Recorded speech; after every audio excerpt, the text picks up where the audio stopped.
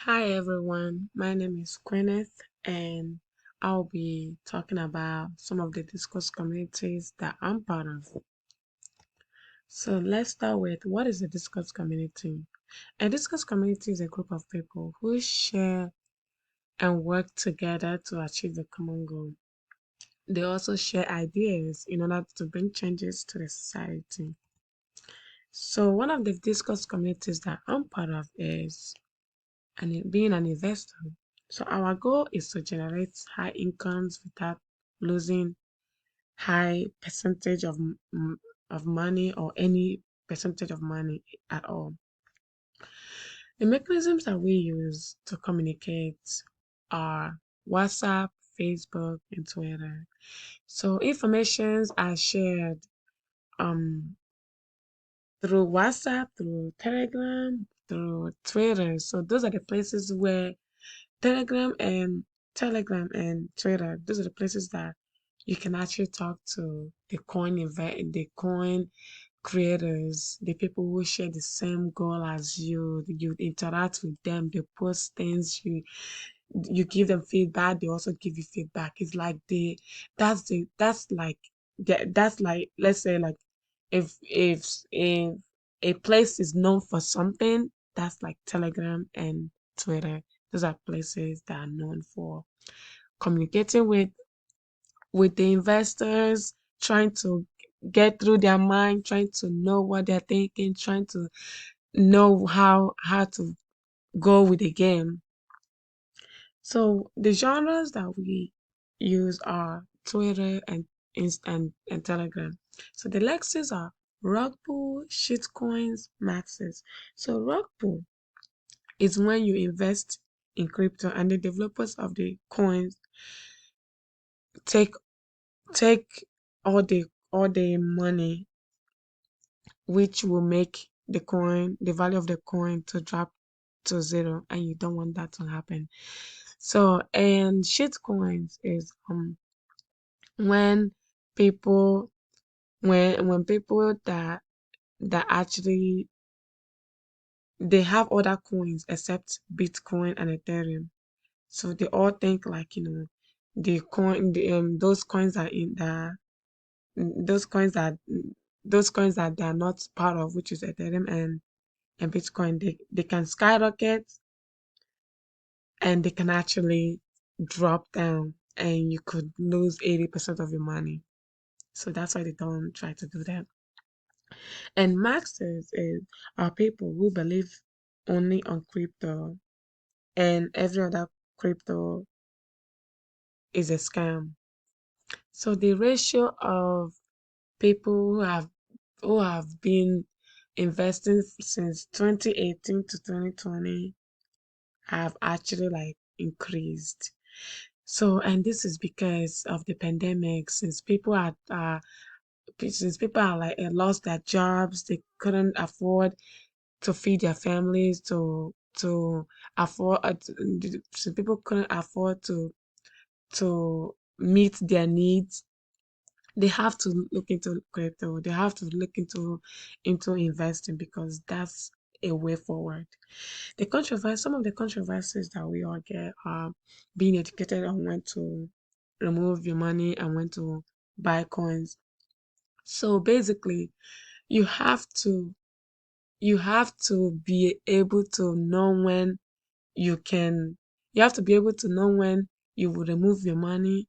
You can remove your money and also be in profit than remove your money and still losing. So this investing thing is just like a it's just like someone gambling. So you know ways of making your way out. You know ways of going through and still be in profit. So another thing is on being untrustworthy. So some people would think like, oh, like this thing is not, you can't really trust it because you have to put your social security and all that stuff. But trust me, this is something that only you know. So questions that we all get are expectation, risks, scammers. So people will be like, oh, after I put my social security? Won't I be scammed? Would people get into my account? They listen, it's that's what people think, but that's not really what they do. And people will be thinking, oh, what if like I put money and then all of a sudden I lose all the money? These are the questions that people ask. So this is the example of what I was talking about. You can see from 2018 to 2020, it's still going up because this is a way forward to the future. People are into this. People are investing. So another discourse community that I'm part of is being a COD student. Our goal, okay, as for me, I want to be a nurse. So our goal is to earn a degree, help the need, and work and earn money. So the mechanism that we use are email, group me, Snapchat, and informations are passed out through PowerPoint, Blackboard, emails. For example, if someone didn't come to school, or if someone is absent or something like that, or maybe leave before class ends, the person can get information through their peers, just like I mentioned, through email, through Blackboard. The professors can post something which you can see and be, oh, this is what we need to do. And those things will actually help you to graduate, to meet up your goal. The genres that we use are Blackboard posts, forum posts, and emails. The lexes are COD, SRC, TEC, and so forth. So the ratio is 15% decrease.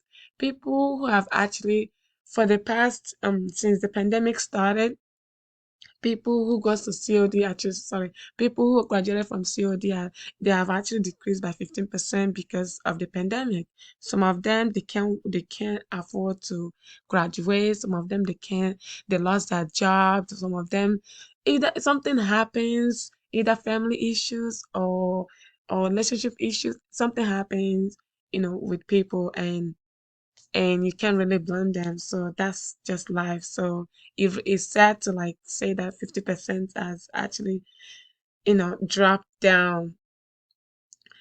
Controversies that we all get are work and schedule and school schedule. So for some people, COD is a community college. People try to be a part-time student. They'll be working and at the same time schooling. So some of them will actually be like, how can I be able to work and be schooling? Instead of focusing on school, they'll be focusing on both school and work. It can be very, very challenging. It can be very, very um it can be an issue to debate on.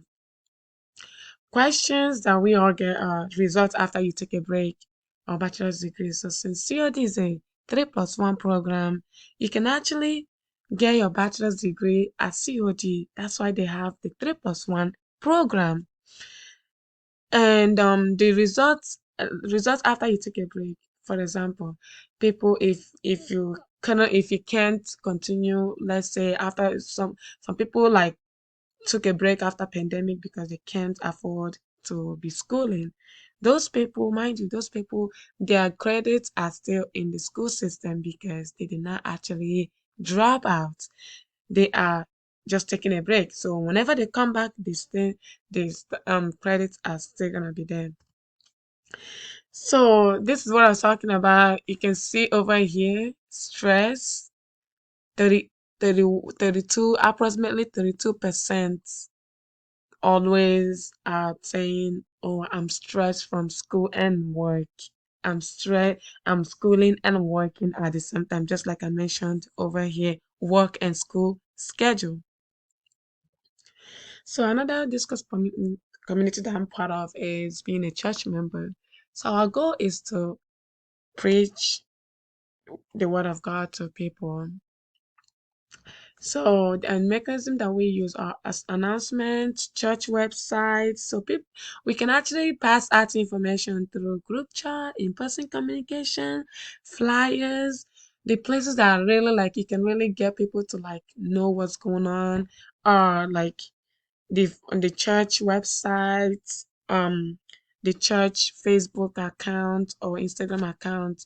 So things that can actually be part to be in things that can actually be let known to people, are like, let's say if they're having like a volunteer event, anniversary event, all those things, they can actually be informed to people through those places, through Instagram, through Facebook, through in-person communications.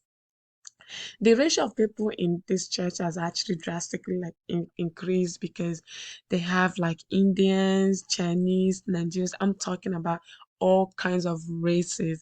Because okay, so let's say you are a Mexican, you can't speak English. They have a session for you whereby you will be understanding what is going on in the church in your own language. They have Indians whereby they are also being taught in Indian language. So it's like the church has drastically increased by a lot, like a lot.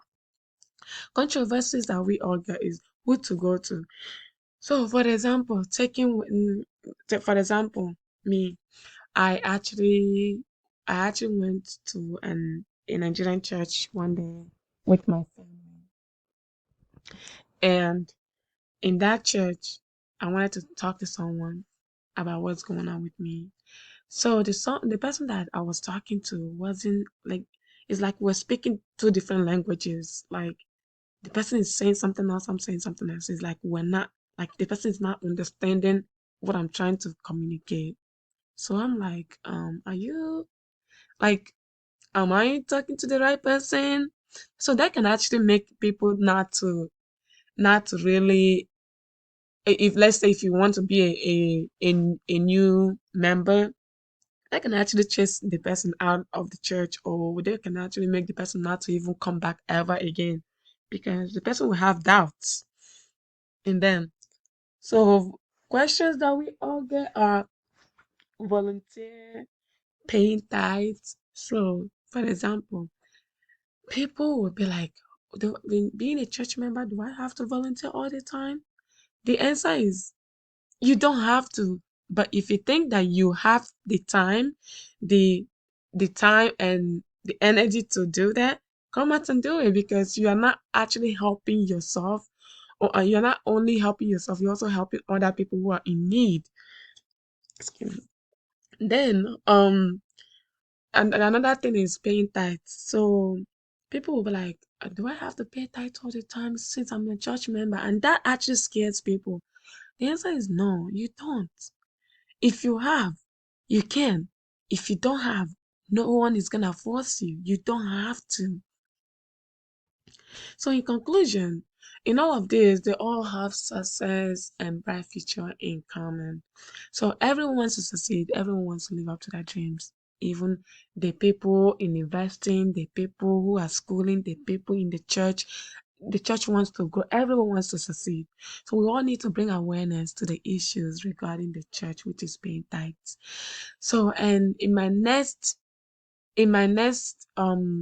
the continuation of this research, I will be talking about ways we can help students who are stressed, because I'm also a student. I'm also stressed. Some people who work, like people don't some people have like a babysitting job, some people have going to going to the restaurant job. Like they all have to be able to like manage their stress. They all have to we all have to like know how we can actually maneuver our way and and achieve our goal. So these are the sources that I used in this. Thank you.